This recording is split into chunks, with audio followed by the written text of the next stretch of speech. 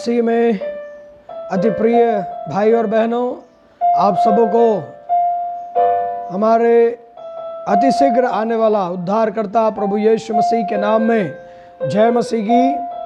परमेश्वर पिता का धन्यवाद कि परमेश्वर ने आज का सुबह आपको और मुझको दिया, ताकि इस दिन में आप और मैं प्रभु की स्तुति कर सकें, उसकी आराधना कर सकें, उसके वचनों को मनन कर सकें।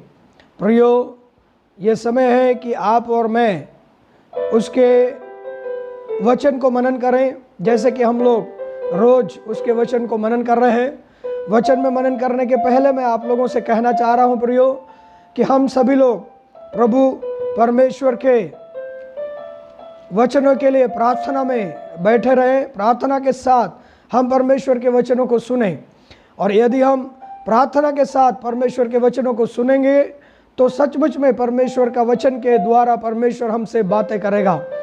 जैसा कि हमने पिछले वीडियो में आपको बताया कि यहोवा परमेश्वर हमारा यहोवा निशी है, अर्थात हमारी विजय है।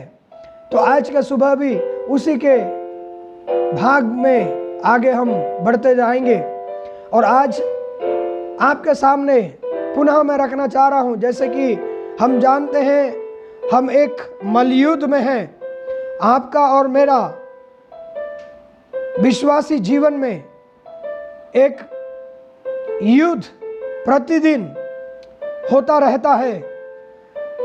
आपको और मुझको मालूम है, प्रभु यीशु मसीह के ऊपर विश्वास करने के द्वारा आप और मैं संसार और सांसारिक बातों से, संसार की सड़ाहट से प्रभु यीशु मसीह अपने आप को दे करके आपको और मुझको छुड़ा लिया है।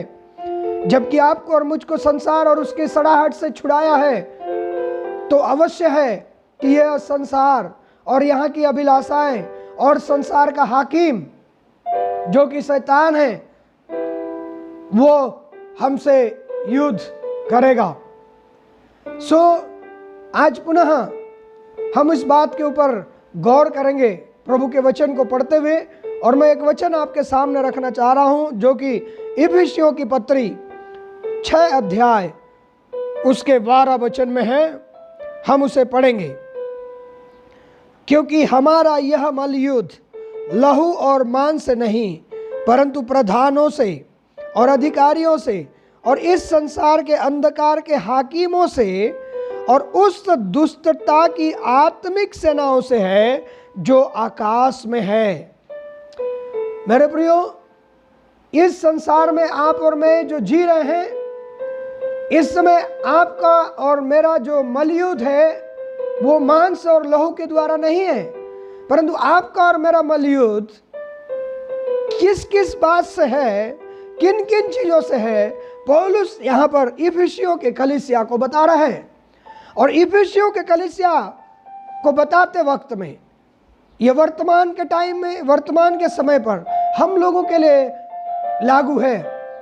मेरे प्रियो, वो बता रहे हैं हमारा जो मलयुद्ध है वो मांस और लहू से नहीं है, शारीरिक लड़ाई नहीं है हमारी।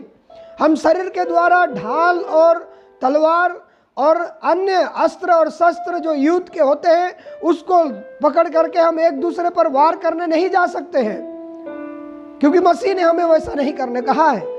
हमारा जो मलयुद्ध है उसको समझने की जरूरत है, वो आत्मिक है। और किन किन चीजों से यहाँ लिखा है, मांस और लहू से नहीं, परंतु प्रधानों से है और अधिकारियों से और इस संसार के अंधकार के हाकिमों से। इस संसार के अंधकार के हाकिमों से और उस दुष्टता की आत्मिक सेनाओं से है जो आकाश में है। दुष्टता का आत्मिक सेना, जो सेना आकाश में है, एक तो इस संसार के अधिकारियों और प्रधानों और अंधकार के हाकिमों से लिखा हुआ है। इसका मतलब यह है कि इस संसार में जो शक्ति काम कर रहा है वो है शैतान। क्योंकि हमको मालूम है पहला यूहन्ना के पत्री को जब हम पढ़ते हैं तो वहां पर लिखा हुआ है, यदि हम पहला यूहन्ना के पत्री उसके 5वें अध्याय को पढ़ते हैं तो वहां पर लिखा है 5वां अध्याय उसके 19 वचन में, हम जानते हैं कि हम परमेश्वर से हैं और सारा संसार उस दुष्ट के वश में पड़ा है। देखिए अभी भी ये संसार दुष्ट के वश में है। सारा पृथ्वी तो परमेश्वर का है, लेकिन संसार अभी भी दुष्ट के वश में है, उस शैतान के वश में रखा गया है, वो अपने कब्जा में रखा है। हमको मालूम है प्रभु यीशु मसीह का जब परीक्षा हुआ तब उसमें भी उस संसार का दुष्ट शैतान ने यीशु प्रभु से कहा कि यदि तू मुझको झुक कर दंडवत कर दे तो मैं संसार का सारा ऐश्वर्य ऐशो आराम दे दूंगा, क्योंकि जिसको मैं चाहता हूं उसको दे सकता हूं। मतलब यह संसार आज भी उस दुष्ट के वश में है। तो इस संसार के हाकिम, प्रधान, अधिकारी उसके चलाए चल रहे हैं और उनके युक्ति हमारा साथ युद्ध करती है। दूसरा है उस दुष्टता की आत्मिक सेनाओं से जो आकाश में है, और ये जो दुष्टता का आत्मिक सेना है वो आकाश में भी है, और आकाश में जो सेना है उन सेनाओं से हमारी मलयुद्ध है कह रहे हैं। कैसे आकाशीय सेना है?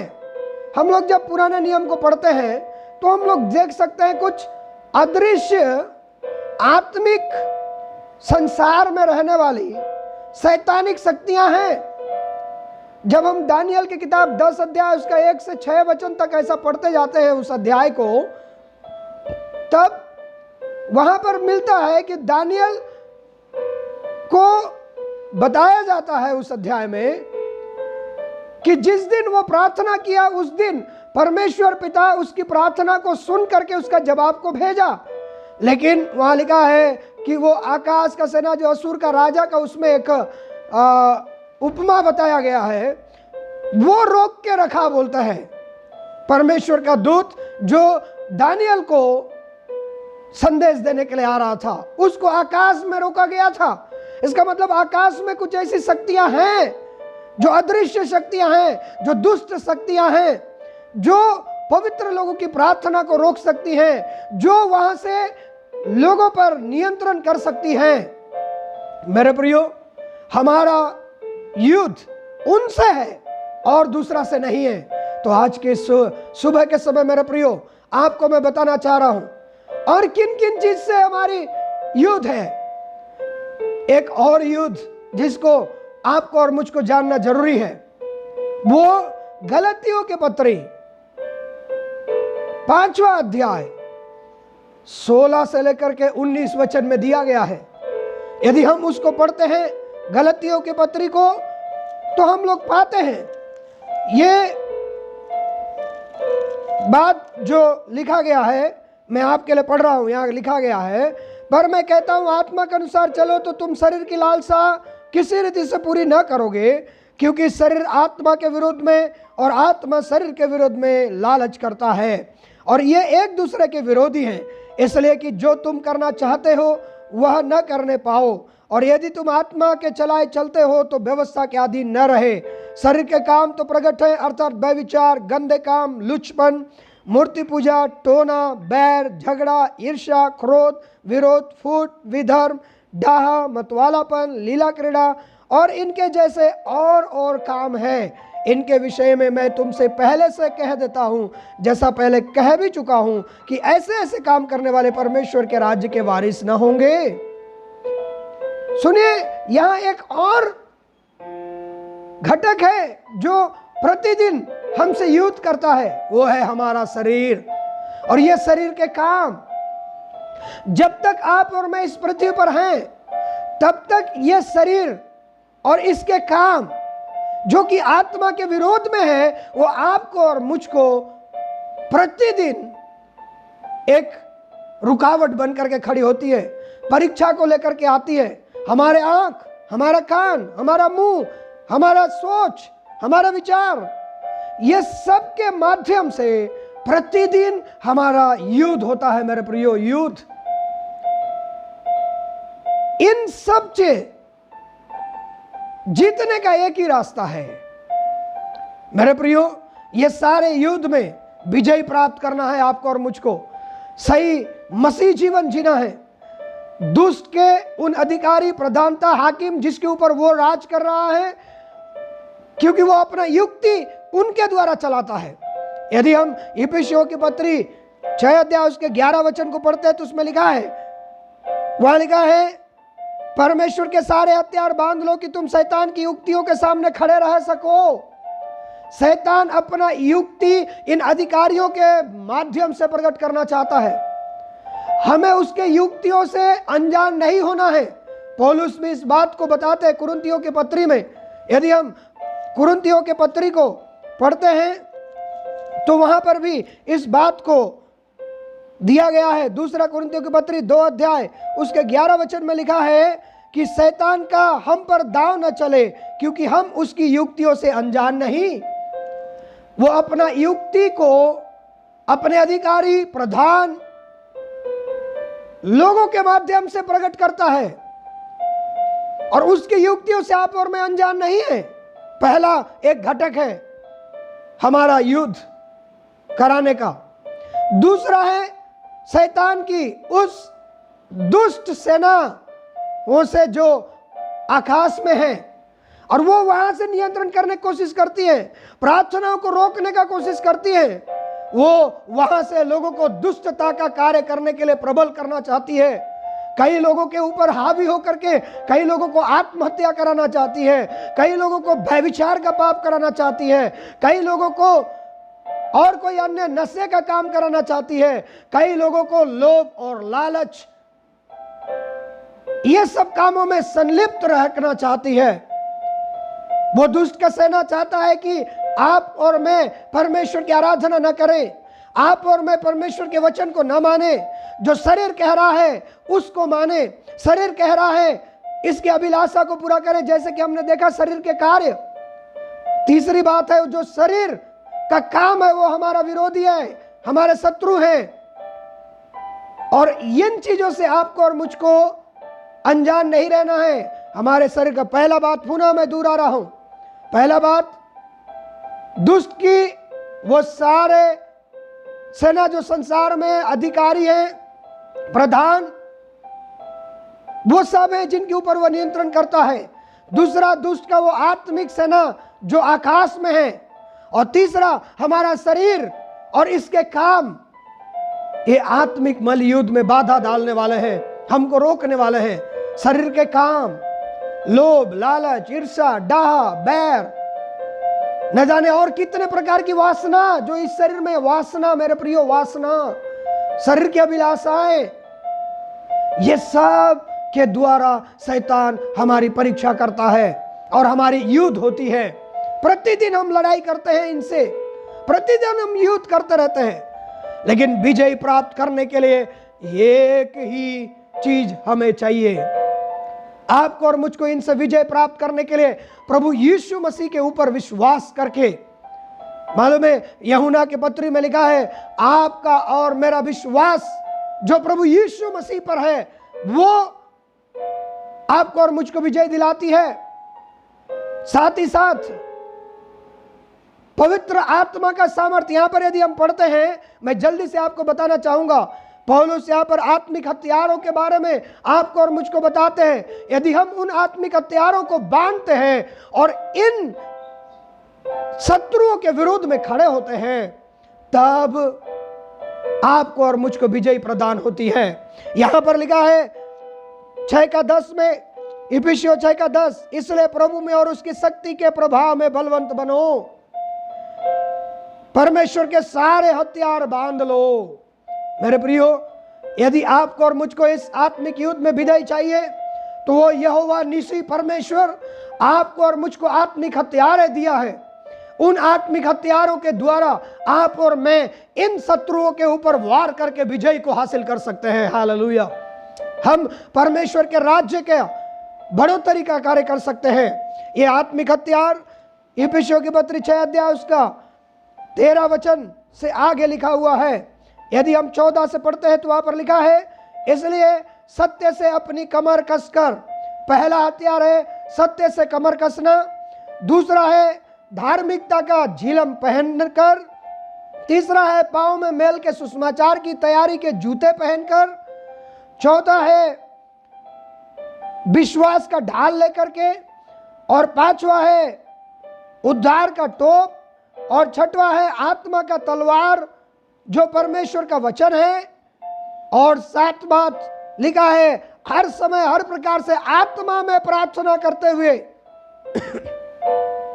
आपको और मुझको सत्य से, धार्मिकता से, सत्य से कमर बांधना है, धार्मिकता का झिलम पहनना है, मेल के सुसमाचार के तैयारी के जूते पहनना है, विश्वास का ढाल लेकर के स्थिर रहना है, और उद्धार का टोप पहनना है, आत्मा का तलवार जो परमेश्वर का वचन है उसको लेना है, और हर समय पवित्र आत्मा में प्रार्थना करते रहना है। हालेलुया।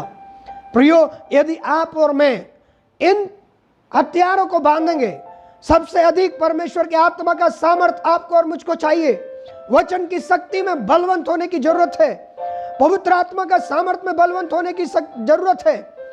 यदि हम पवित्र आत्मा में बलवंत हैं तो हम इन आत्मिक शक्तियों के ऊपर विजय प्राप्त कर सकते हैं। जबकि हम शारीरिक हैं, शरीर में निवास कर रहे हैं, शरीर में रहने के समय में हम ये जिन का जो शत्रुओं का बात किए हम वो आत्मिक हैं। शरीर के द्वारा हम इन आत्मिक शक्तियों को हरा नहीं सकते हैं शारीरिक रूप में रह करके। इसलिए यदि इन शक्तियों को हराना है तो हमें भी आत्मिक शक्ति को धारण करना पड़ेगा। हालेलुया। आत्मिक सामर्थ को अपने जीवन में लेना पड़ेगा, सत्य से कमर कसना पड़ेगा, धार्मिकता का जीवन को धारण करना पड़ेगा। हालेलुया। आपको और मुझको विश्वास का ढाल लेकर के खड़े रहना पड़ेगा किसी भी परिस्थिति में। आपको और मुझको मेल का, उद्धार का टोप पहने रहना पड़ेगा, और मेल का, सुसमाचार का जूता भी पहने रहना पड़ेगा, और आत्मा का तलवार जो परमेश्वर का वचन है उसको रहना पड़ेगा, और आत्मा में प्रार्थना करते रहना पड़ेगा। Praise the Lord.